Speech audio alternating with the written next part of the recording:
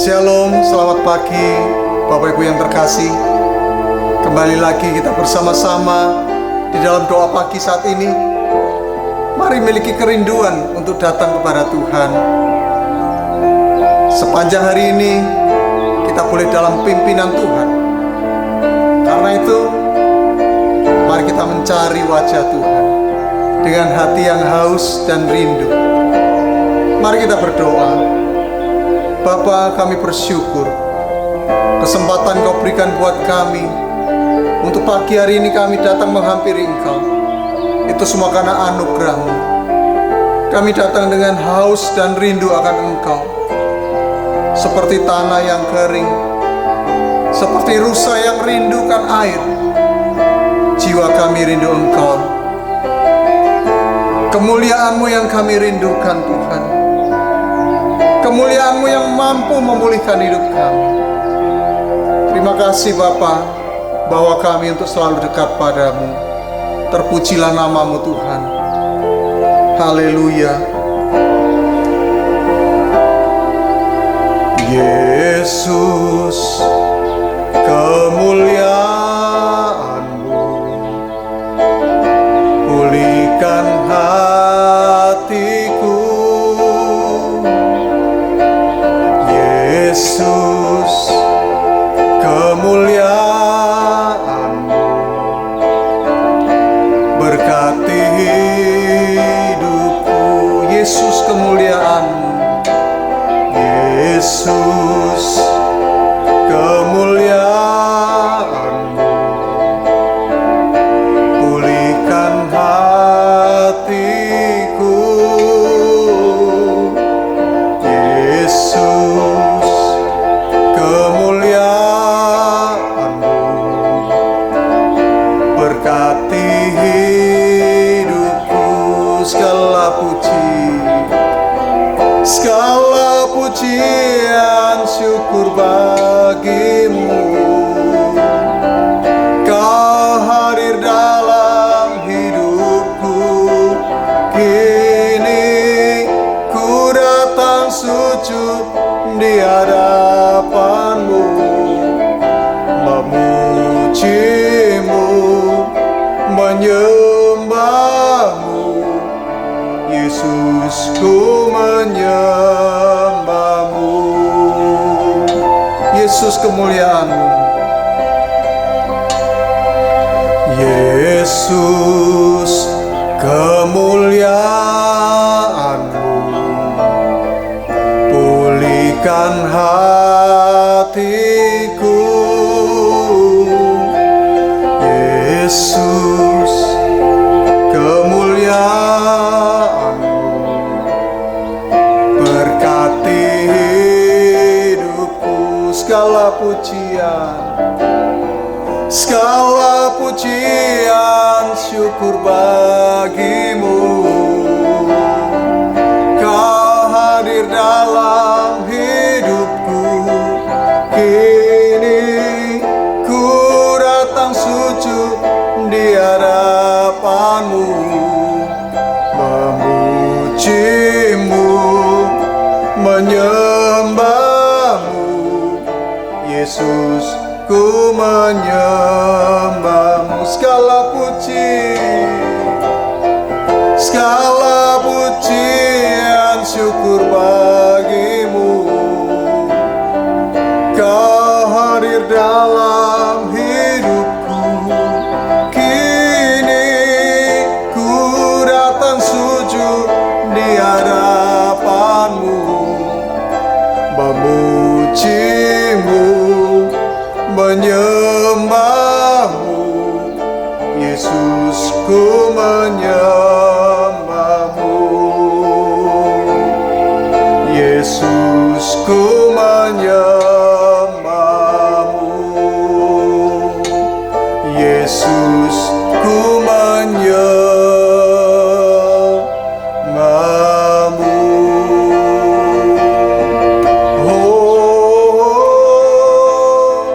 Kami menyembahmu Tuhan, kami menyembahmu Yesus, kemuliaan-Mu Bapa yang sanggup memulihkan hidup kami. Haleluya,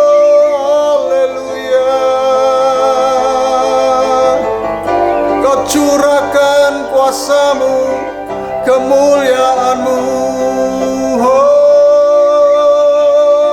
Haleluya, kami menyembah Engkau, kami meninggikan-Mu. Pengharapan kami Tuhan, oh segala pujian hanya bagi-Mu, segala kemuliaan bagi-Mu. Kami bersyukur, haleluya, haleluya. Kami rindu menyembah-Mu, kami haus kepada-Mu. Oh, haleluya, Jesus, Yesus, Yesus, ya raya rararu, sinanana ya kayamu yu, haleluya.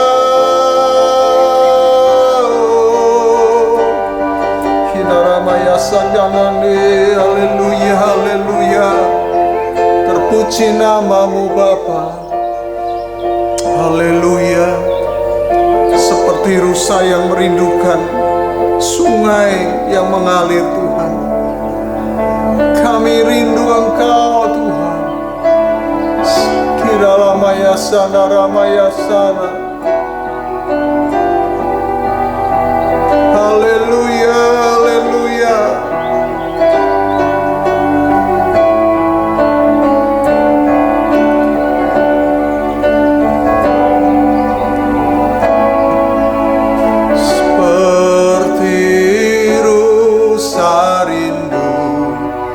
Sungai-Mu jiwaku rindu Engkau.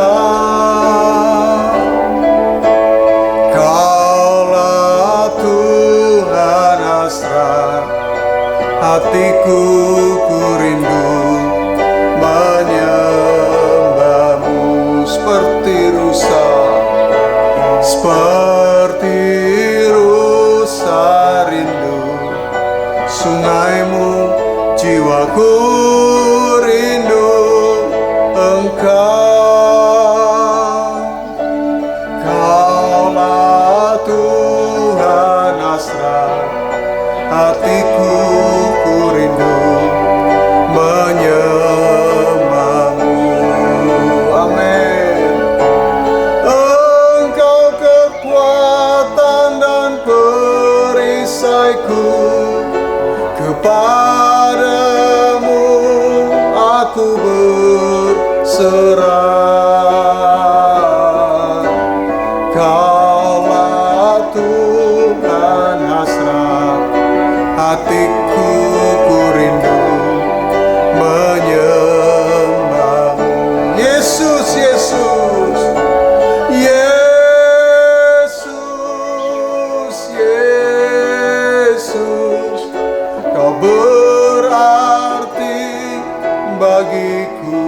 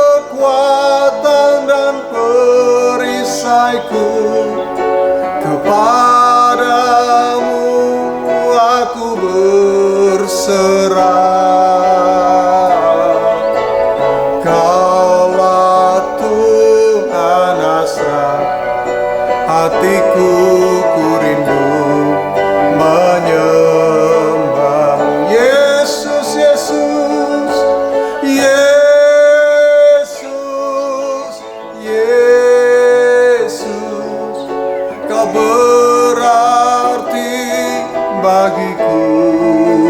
Oh Yesus, Yesus, kau segalanya bagi. Panggil dia Yesus, Yesus, Yesus, kau berarti bagiku.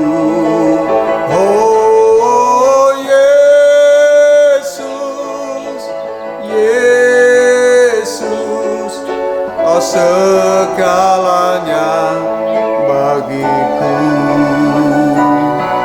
Kau segalanya bagiku.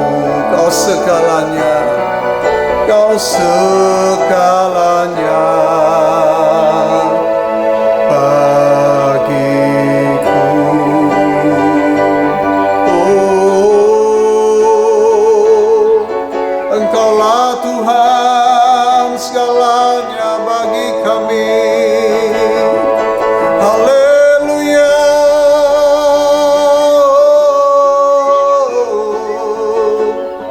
Jiwa kami haus padamu, Tuhanku. Haleluya. Rindu menyembahmu, rindu selalu dekatmu. Oh, haleluya. Ini aralang sekana yaramu, inaraya sane aralamu. Haleluya. Yesusku, Engkaulah segalanya bagi kami, Tuhan. Tiada yang sepertimu, Engkaulah kekuatan hidupku. Oh, terima kasih buat kasih-Mu. Kami bersyukur Tuhan untuk segala karya-Mu.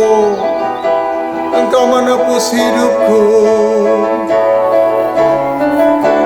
Tidak ada yang dapat kami lakukan untuk kami dapat membalas kasih-Mu, Tuhan. Betapa kami bersyukur Tuhan,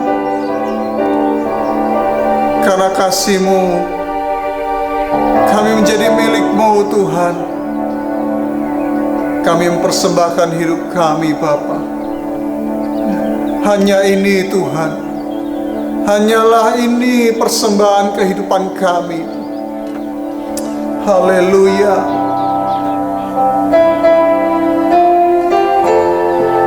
Haleluya. Yes.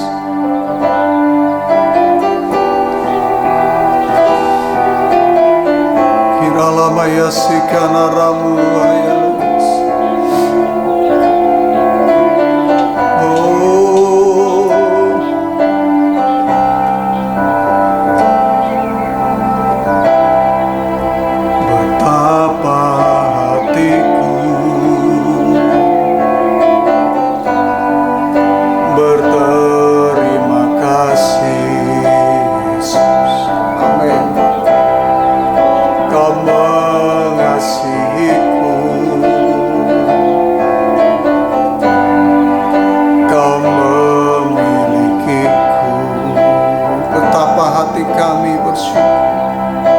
Betapa hatiku, oh, berterima kasih Yesus. Kau mengasihiku, Kau memilikiku. Hanya ini Tuhan, hanya ini Tuhan persembahanku, segenap hidupku, jiwa dan ragaku. Sebab tak ku miliki harta kekayaan yang cukup berarti persembahan. Hanya ini Tuhan permohonanku. Terimalah Tuhan persembahanku. Pakailah hidupku sebagai alatmu seumur hidupku.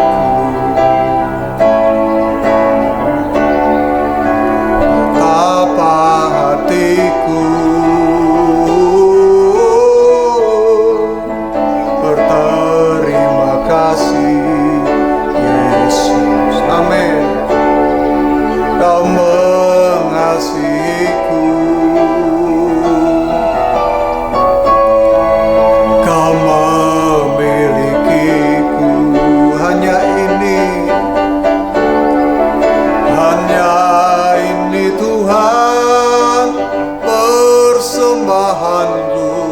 Segenap hidupku, jiwa dan ragaku. Sebab tak ku miliki harta kekayaan yang cukup berarti untuk ku persembahkan. Hanya ini Tuhan permohonanku. Terimalah Tuhan persembahanku. Pakailah hidupku sebagai alatmu seumur hidupku. Hanya ini Tuhan, hanya ini Tuhan persembahanku. Segenap hidupku, jiwa dan ragaku.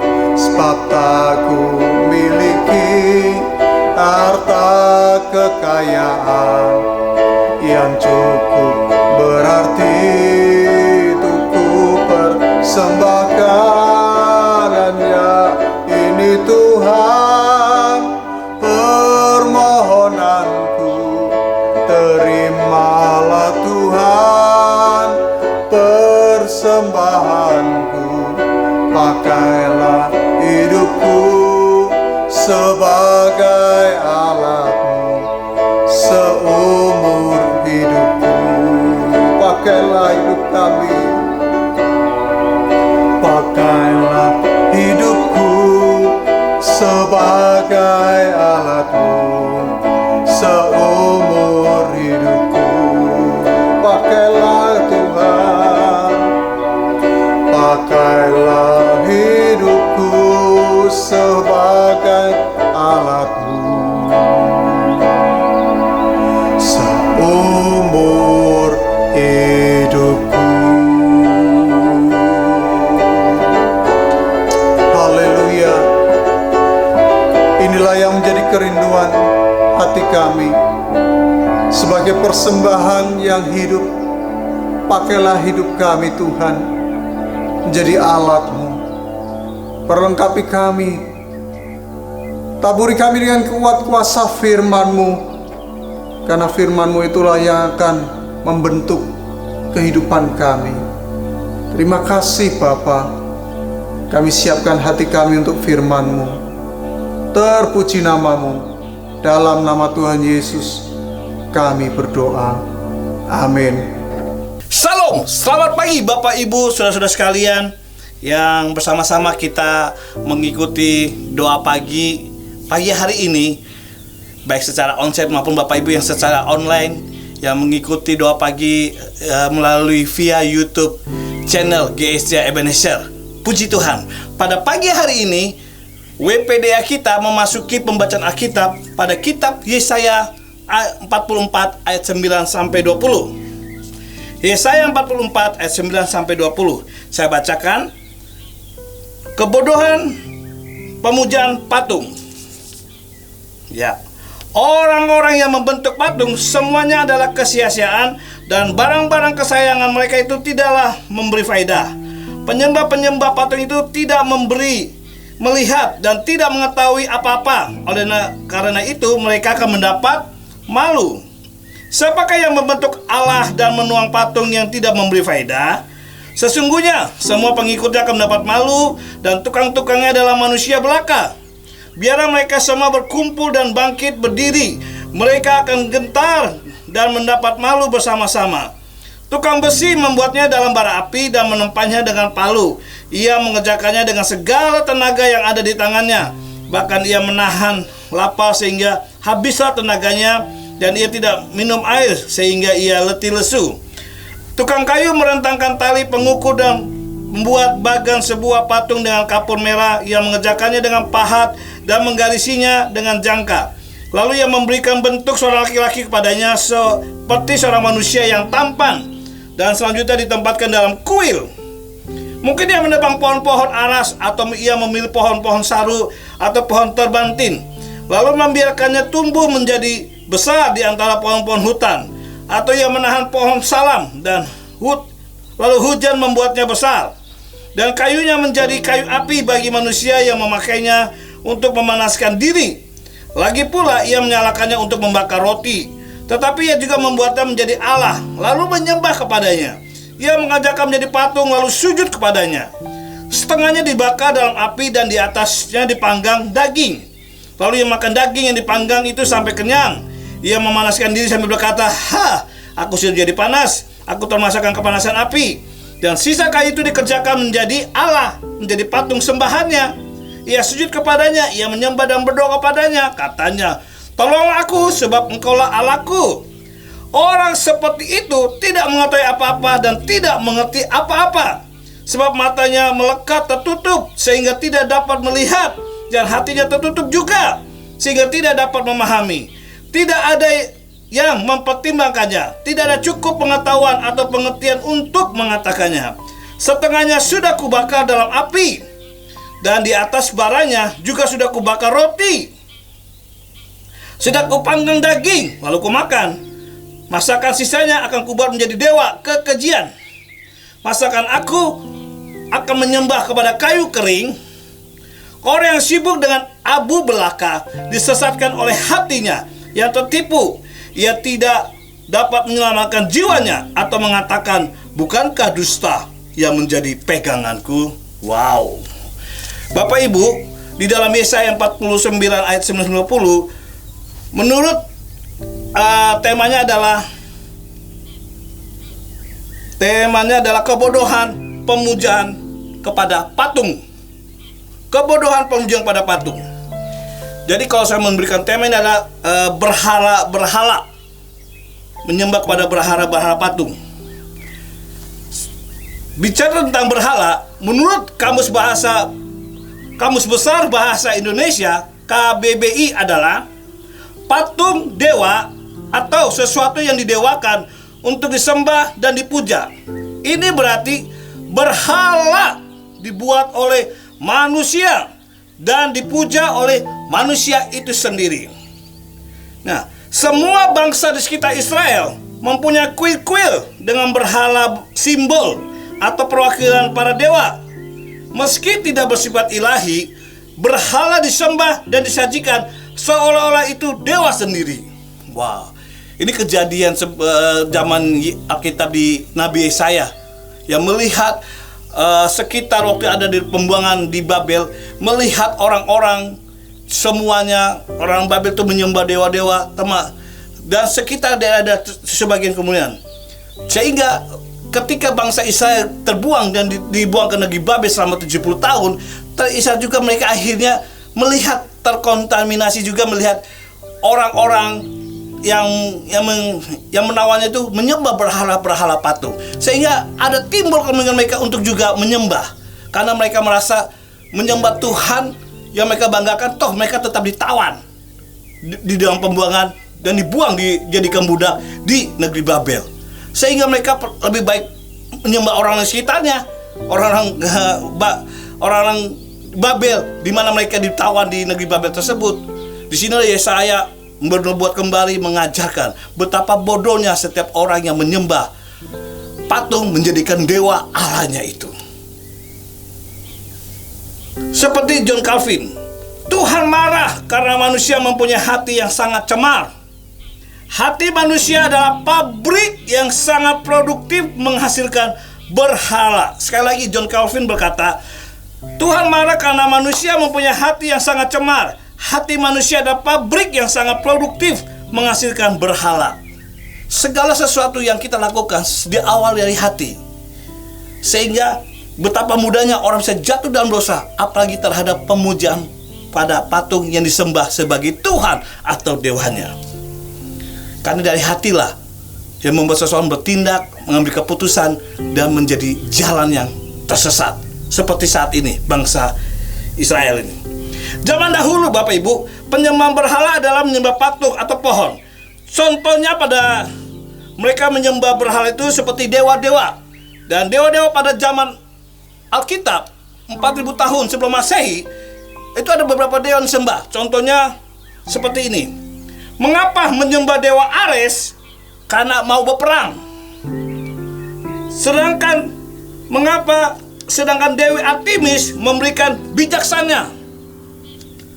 Kalau mau bijaksana menyembah Dewi Artemis. Kalau mau berburu harus datang ke Dewa Artemis.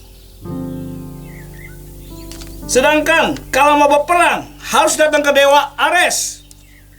Dan kalau ingin berlayar, berpergian jauh, mengarungi lautan, harus datang menyembah kepada Dewa Poseidon. Dewa Poseidon. Jadi beberapa dewa itu punya nama-nama. Dan ketika untuk melakukan sesuatu harus sembah dewanya. Kalau ingin bijaksana menyembah Dewa Aris, karena dia punya kekuatan bijaksana dan punya kekuatan untuk berperang. Dan kalau mau berburu harus datang pada Dewa Artemis. Dan kalau mau berperang harus datang minta bantuan menyembah pada Dewa Ares. Dan kalau ingin pergi belayar, mengarungi lautan, mencari pekerjaan di laut, mengambil ikan dan lain-lain, harus datang pada Dewa Poseidon, dewa yang memberikan keselamatan. Inilah orang-orang pada zaman dahulu yang menyembah dewa-dewa tersebut. Sedangkan umat Kristen kerap kali banyak orang merasa zona nyaman dan tidak menyadari bahwa dirinya terjebak berhala pada dewa-dewa. Khususnya pada zaman ini ada dewa modern, Bapak Ibu. Apa sajakah dewa modern pada zaman ini? Ya, kalau zaman berapa ribu tahun lalu mungkin kita menganggap itu seperti sebuah cerita atau mitos. Atau kalau kita lihat nenek moyang kita, ya itu bisa satu cerita atau suatu kejadian. Sehingga mereka terjebak pada penyembahan pada dewa-dewa. Nah, tetapi pada masa kini pun tanpa kita sadari, banyak orang Kristen juga terjebak kepada menyembah pada dewa-dewa. Dewa yang modern. Apakah itu saja? Dewa modern itu beberapa ciri. Dewa modern adalah satu, berhala hawa nafsu, yaitu penyembahan berhala pada hawa nafsu. Berarti kan hatinya tercantum pada nafsu, sehingga mulai dari hati, pikiran, perkataan, tindakannya akan mengikuti dari hatinya. Efesus 5 ayat 18 berkata, janganlah kamu mabuk oleh anggur. Perhatikan, karena anggur menimbulkan hawa nafsu. Tetapi hendaklah kamu penuh dengan roh. Banyak orang yang berpikir bahwa memiliki nafsu itu wajar. Namun, jika nafsu itu menjadi hal yang utama, berarti bisa menjadi berhala. Nafsu bisa diartikan pada keinginan yang harus terpenuhi. Ciri penyembahan dewa masa kini, penyembahan berhala, yaitu penyembahan berhala hawa nafsu. Yang kedua, penyembahan berhala cinta manusia. Yohanes 4 ayat 18. Sebab engkau sudah mempunyai 5 suami, dan yang sekarang ada padamu bukanlah suamimu. Dalam hal ini engkau berkata benar. Semua manusia pasti memiliki keluarga, dan wajar sekali apabila suami mengasihi istri dan sebaliknya.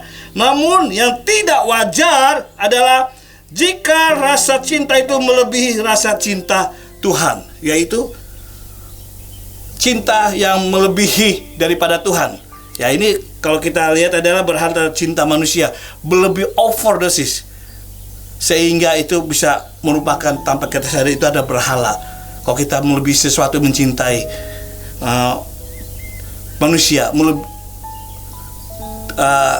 lebih besar cinta pada manusia daripada Tuhan. Itu termasuk adalah penyembahan berhala masa kini. Yang ketiga, penyembahan berhala masa kini modern masa kini adalah di Matius 10 ayat 37. Barang siapa mengasihi bapa atau ibunya lebih daripadaku, ia tidak layak bagiku. Dan barang siapa yang mengasihi anaknya laki-laki atau perempuan lebih daripadaku, ia tidak layak bagiku.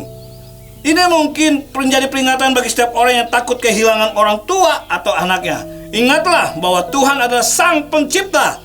Dia berhak penuh atas ciptaannya.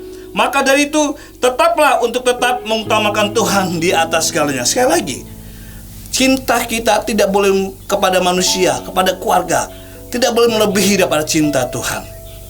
Karena ingat bahwa kita semua adalah ciptaan Tuhan. Apa yang kita miliki itu ciptaan Tuhan, titipan Tuhan. Jadi yang terutama yang harus kita sangat-sangat cintai dan kita sembah adalah Tuhan.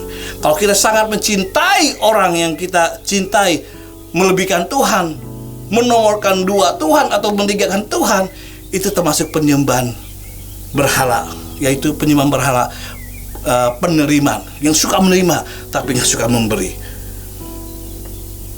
Penerimaan terutama ada terhadap keluarga daripada Tuhan. Yang keempat, penyembahan berhala masa kini modern, yaitu penyembahan berhala prestasi. 1 Korintus 8 ayat 1 sampai 2. Tentang daging persembahan berhala itu kita tahu. Kita semua mempunyai pengetahuan. Pengetahuan yang demikian membuat orang menjadi sombong. Tetapi kasih membangun. Manusia diberikan kemampuan atau talenta. Namun terkadang talenta itu dipakai untuk menyombongkan diri. Maka dari itu, persembahkanlah talenta yang Anda punya hanya untuk kemuliaan Tuhan. Ingat, yang keempat, penyembahan modern masa kini adalah penyembahan berhala terhadap prestasi. Akibat prestasi kita yang hebat, kita jadi sombong sehingga senang dipuji. Sehingga kita lupa bahwa prestasi, keahlian, talenta yang kita miliki semua dari Tuhan. Dan yang harus kita puji dan kita sembah adalah Tuhan. Amin. Dan akibatnya penyembahan masa kini tanpa sadari banyak orang Kristen juga menjadi terkontaminasi penyembahan berhala secara prestasi. Yang kelima, penyembahan berhala harta. Karena itu Kolose 3 ayat 5 berkata, karena itu matikanlah dalam dirimu segala sesuatu yang duniawi, yaitu percabulan, kenajisan, hawa nafsu, nafsu jahat, dan juga keserakahan yang sama dengan penyembahan berhala. Siapa sih manusia yang tidak ingin kaya? Atau siapa manusia yang tidak menginginkan uang? Yang menjadi dosa bukanlah harta atau uangnya, namun cinta akan harta dan uang tersebut. Ini adalah penyembahan berhala, yaitu mencintai harta atau uang daripada Tuhan.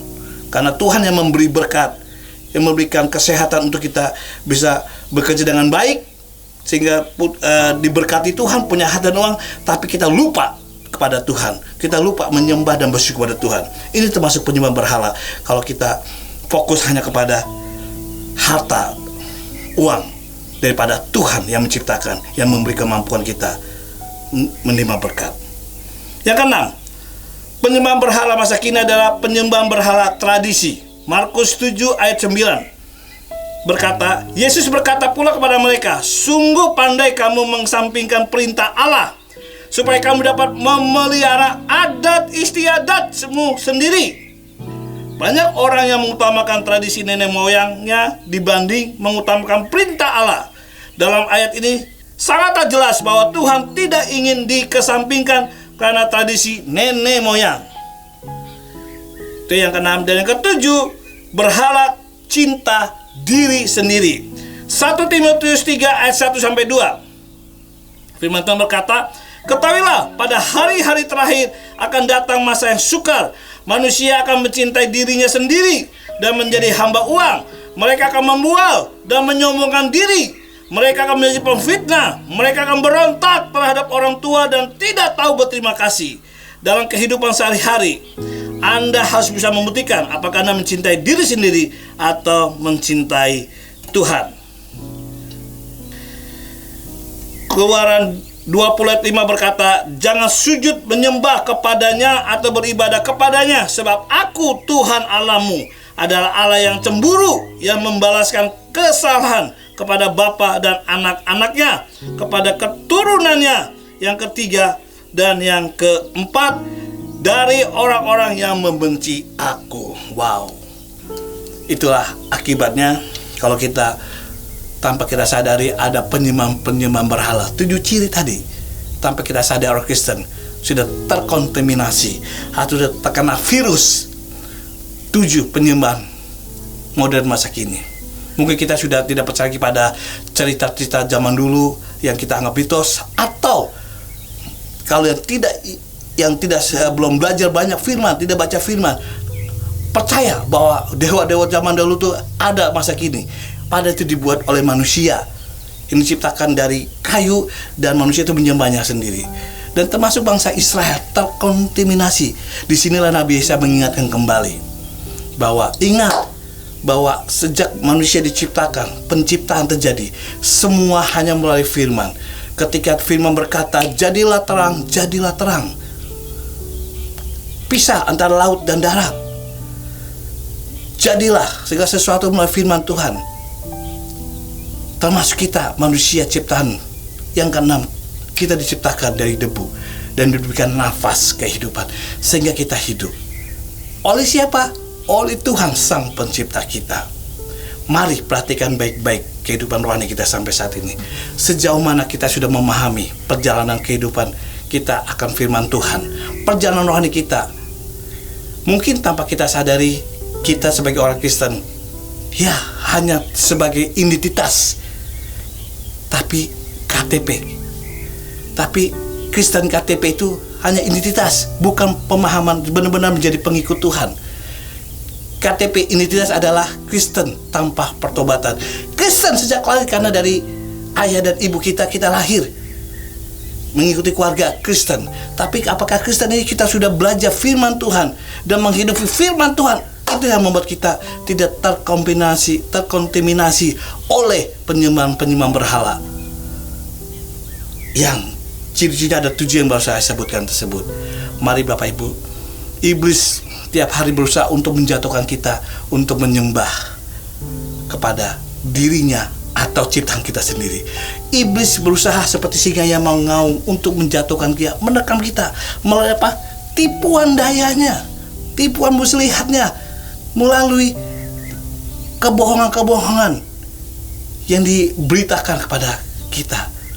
Dia nggak peduli kita orang Kristen yang sudah rajin beribadah atau lebih pelayanan pun bisa tersesat, jatuh dalam dosa. Dosa apa? Dosa penyembahan berhala. Bukan berhala berarti menyembah patung saja, tetapi penyembahan berhala masa kini, seperti penyembahan berhala hawa nafsu, penyembahan berhala kepada cinta manusia, penyembahan berhala penerimaan, penyembahan berhala karena prestasi, karena jadi sombong, penyembahan berhala karena mencintai harta dan uang, penyembahan berhala terhadap tradisi, saking ingin melestarikan tradisi nenek moyang kita melupakan firman Tuhan. Dan cinta berhala terhadap diri sendiri, sehingga kita lupa bahwa kita hanya ciptaan, bukan pencipta. Sehingga kita lupa mengagumi Tuhan yang telah menciptakan hidup kita, jasmani kita sampai saat ini. Mari Bapak Ibu kita melalui Tuhan, karena ada sebab dan akibat. Ketika bangsa Israel sudah melupakan Tuhan, sudah berbuat jahat, tidak melakukan hal yang berkenan di hadapan Tuhan, Tuhan izinkan bangsa Israel dijajah oleh bangsa Asyur dan dibuang ke negeri Babel. Di dalam pembuangan, Yesaya bernubuat untuk memperbaiki. Ya, Tuhan mengasihi umatnya karena ada perjanjian covenant, yaitu dari nenek moyang bangsa Israel. Siapa? Abraham, Ishak, dan Yakub. Karena covenant itulah Tuhan masih terus untuk memperbaiki, ingin menolong bangsa Israel, ingin tetap memulihkan, bahkan ingin memasyurkan umat kepilihannya tersebut. Tapi ada konsekuensinya. Kalau mereka terjerumus karena penyembahan berhala, terjerumus karena berbuat dosa, maka Tuhan izinkan juga dia jatuh di dalam apa? Pembuangan, karena persoalan, karena perbuatannya dosa yang dilakukan. Tapi ketika firman Tuhan ditaburkan dan bangsa Israel firman Tuhan diberitakan dan bangsa Israel bertobat, mendengar sungguh-sungguh dan bertobat, Tuhan tarik kembali, Tuhan pulihkan kembali, bebaskan kembali bangsa Israel ke tanah Kanaan ketika dia bertobat sungguh-sungguh menerima ajaran firman Tuhan. Bagaimana dengan kita, Pak Jemaat masa kini? Apapun status kita, jabatan kita di gereja tidak membuat iblis takut. Yang membuat iblis takut adalah ketika kita makin bersekutu dengan Tuhan, makin sungguh-sungguh melayani Tuhan dan mentaati firman Tuhan. Iblis jadi jauh dari hidup kita. Amin. Jadi melalui doa, melalui ibadah doa pagi secara online ini, mari Bapak Ibu belajar terus firman Tuhan. Hidupi setiap firman Tuhan yang kita baca, hidupi firman Tuhan setiap kita dengar. Itu membuat kita ada kekuatan supaya jangan kita hidup lebih benar di hadapan Tuhan. Jangan kita mulai bengkok, Tuhan kembali Tuhan luruskan ketika kita membaca firman Tuhan dan kita menghidupkan firman Tuhan. Sebab yang membuat kita bisa jalan fokus pada Tuhan adalah hanya karena Tuhan sendiri yang izinkan kita dipimpin Tuhan melalui Roh-Nya yang kudus. Kita diajar, kita dipulihkan, kita dididik, bahkan kita ditegur oleh firman Tuhan. Terima itu dan biarkan Roh Kudus yang untuk kita melangkah maju melakukan firman Tuhan, sehingga kita tidak jatuh kembali terhadap dosa penyembahan berhala. Firman Tuhan katakan, terkutuklah, Tuhan sangat membenci orang yang menyembah berhala. Bukan hanya kita saja yang dibenci Tuhan, bahkan bisa kehukum Tuhan. Keturunan ketiga dan keempat itu bisa mengalami kutukan, penderitaan yang kita lakukan karena kita membenci Tuhan, tidak melakukan perintah Tuhan, menyembah-nyembah berhala. Tuhan sangat iri dan sangat iri.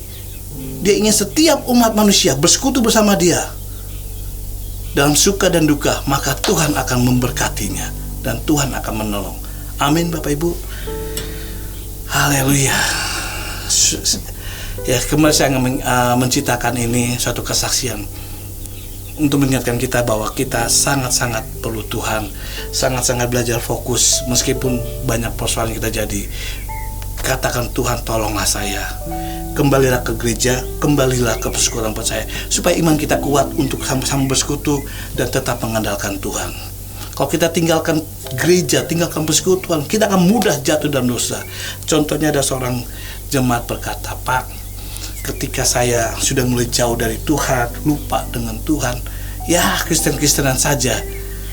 Dan apa yang terjadi ketika ada persoalan, Pak? Suatu ketika anak saya berbuat jahat karena dia terlibat oleh hutang piutang, dia menggadaikan surat rumah kami dibawa ke bank untuk dipakai perjudian.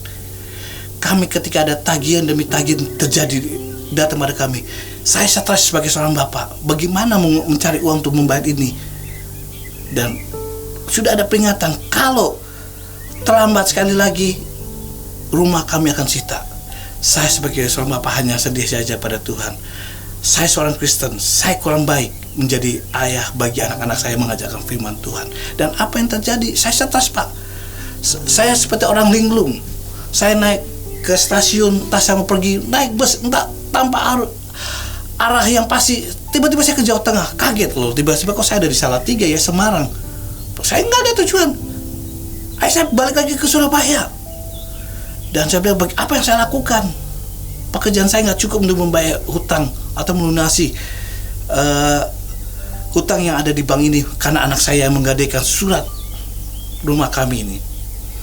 Dia punya pikiran, kata, sudahlah, pergilah ke Gunung Kawi, kamu berdoa di sana, dan di sana akan dituntun, akan kasih petunjuk. Percaya ketika kamu melakukan apa yang diperintahkan orang yang di sana, yang penjaga di Gunung Kawi tersebut, kamu akan diberikan berkat kekayaan. Tanpa pikir jernih itu dalam pikiran saya, sudahlah, demi harta uang supaya saya bisa membayar sertifikat saya yang digadai oleh anak saya harus ke sana, jalan pintas. Dan saya pergi ke sana. Dan apa yang terjadi waktu saya masuk ke sana dan dikasih tahu pengantar sana, dan ketika saya masuk dalam satu goa dan dikatakan kalau kamu ke sana, bersembahyang sana dan berjumpa gambar, bayang seseorang, kamu akan dapat pulangnya, kamu akan pulang akan dapat kekayaan, dapat uang banyak. Tapi waktu kamu masuk pintu pertama dan kamu melihat bayang seseorang, kamu bayar harga, dan orang itulah yang akan membayar harga supaya kamu dapat kekayaan. Tanpa pikir panjang, ya, yang penting saya dapat uang, saya kaya dan saya bisa ambil kembali sertifikat saya. Benar Bapak Ibu, dia masuk melangkah dan kita melangkah, tiba-tiba terbayang gambar anaknya yang kedua. Dia cuma punya 2 putra, yang paling bungsu. Kaget, wah, ini gambar anakku, berarti ini harus jadi korban supaya aku dapat uang. Dia tidak mau, dia segera tinggalkan gua tersebut, dia kembali ke rumah. Di situ dia terbayang terus bahwa dia tidak tega mengorbankan anaknya demi harta dan uang. Akhirnya apa yang terjadi? Dia ada teman-teman tetangganya untuk diajak ke gereja. Nah, ketika diajak ke gereja, dia mulai belajar firman Tuhan. Dulu saya Kristen, tapi tidak pernah baca Alkitab. Tidak pernah saya ke gereja. Ke gereja paling setahun sekali, kalau Natal, itu pun kalau ingat. Karena saya fokus hanya bekerja dan cari uang saja. Tapi saya tidak jadi seorang imam bapak yang baik. Iman yang baik bagi keluarga. Tidak menjadi bapak yang baik bagi anak-anak. Tidak menjadi suami yang baik kepada istri. Karena tidak mengajarkan firman, tidak mengajak berdoa dalam keluarga. Sejak dia diajak ke gereja Sidang Jemaat Allah di satelit, dia mulai belajar firman, dia tahu firman, dan dia mempraktekkan firman, dan dia berdoa. Ya, beberapa bulan hingga 1 tahun kemudian Bapak Ibu, Tuhan berkati kehidupan anaknya yang pertama itu, pekerjaannya, sehingga anaknya bisa menebus sertifikat yang pernah digadaikan di bank. Dan ekonomi Bapak ini mulai, dia mendapat pekerjaan yang baik, sehingga dia bisa mulai ada keuangan ekonomi yang jadi baik. Dan tapi apa yang terjadi akibat anaknya itu, pengorbanan tersebut, anaknya sedikit terganggu, kejiwaannya. Dia menyesal, dia berdoa, Tuhan ampuni, tolonglah saya, kalau mau hukumlah saya, jangan hukum anak saya. Karena saya sudah tahu firman. Dulu saya belum tahu firman Tuhan, sekarang saya sudah tahu firman, dan tolonglah pulihkan. Puji Tuhan Bapak Ibu, sejak dia mulai berdoa, setia beribadah sampai saat ini, Tuhan sudah memberkati ekonomi rumah tangganya. Tuhan sudah memulihkan pekerjaan dan keluarga anak yang pertama, dan yang kedua anaknya sudah mulai pulih. Puji Tuhan. Firman Tuhan katakan, terkutuklah orang yang mengandalkan manusia atau pikirannya manusia, tapi diberkatilah orang yang mengandalkan Tuhan, yang menyembah Tuhan. Amin. Haleluya. Mari kita akan memuji Tuhan. Terima kasih Tuhan, terima kasih. Haleluya.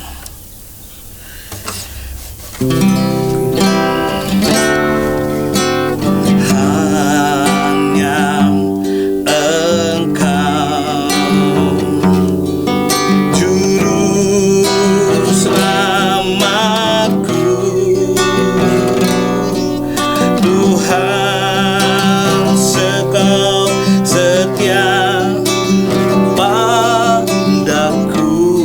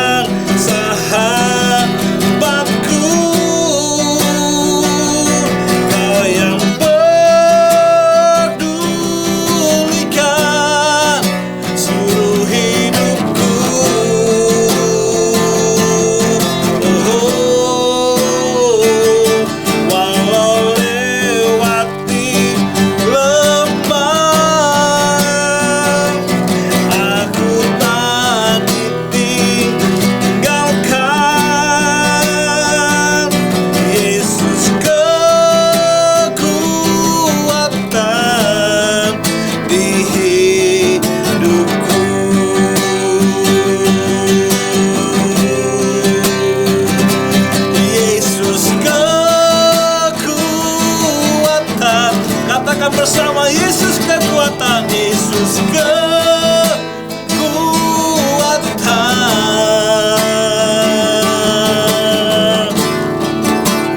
di hidupku.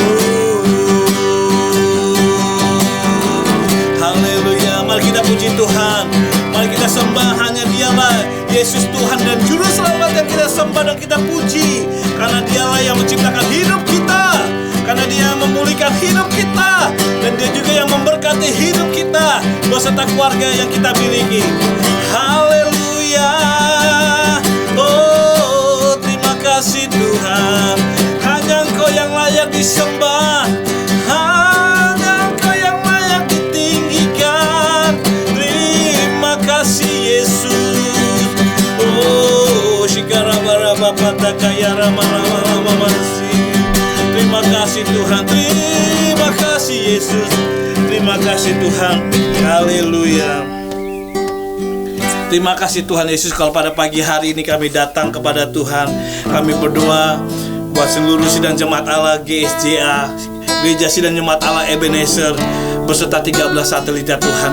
Apapun yang mereka pergumulkan pada pagi hari ini, biarkan mereka tetap komitmen mencintai Tuhan Yesus lebih dari segalanya, daripada keluarga, harta, prestasi, talenta yang mereka miliki. Biarlah Tuhan tolong supaya mereka dipimpin oleh Roh Kudus dan boleh melakukan setiap firman Tuhan yang didengar, yang dibaca setiap hari, sehingga mereka akan menikmati mujizat-mujizat firman Tuhan, dan mereka boleh memuliakan nama Tuhan dan menjadi kesaksian. Tolonglah kami Tuhan, yang pada pagi hari ini kami berdoa dalam nama Tuhan Yesus. Jika Engkau bergumul soal kesakitan, Tuhan jamah, Tuhan sembuhkan dalam nama Yesus. Jadilah sesuai imanmu.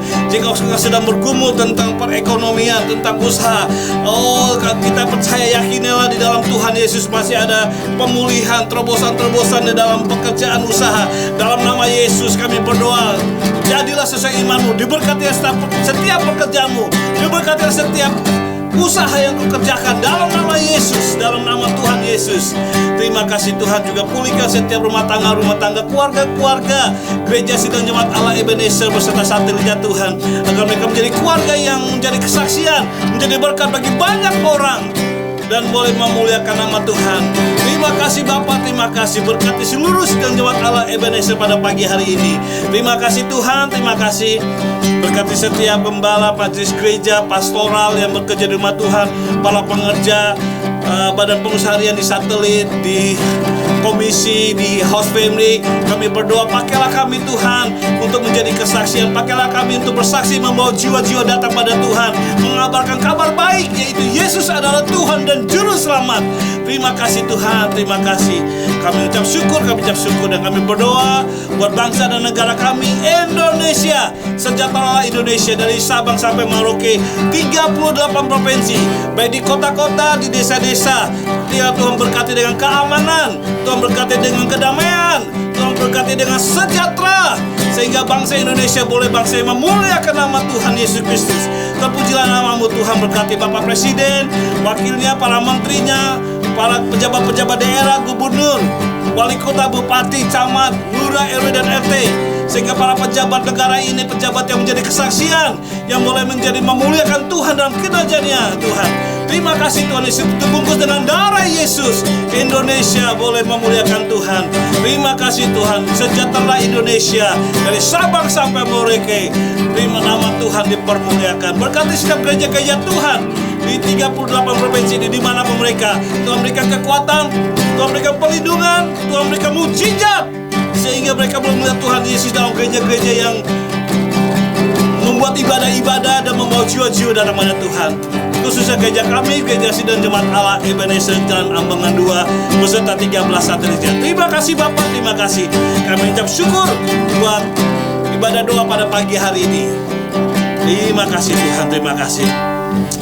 Mari kita angkat hati dan pikiran kita, dan mari kita pulang dan melakukan segala aktivitas pagi ini dengan membawa berkat besar dari Bapa di surga dan cinta kasih dari Tuhan Yesus Kristus, serta persekutuan yang indah dari Roh Kudus yang akan menuntun hidup kita mulai hari ini sampai Tuhan Yesus datang kedua kali, akan menjemput kita semua. Yang percaya diberkati. Katakan bersama, amin. Puji Tuhan, shalom. Tuhan Yesus berkati kita semua.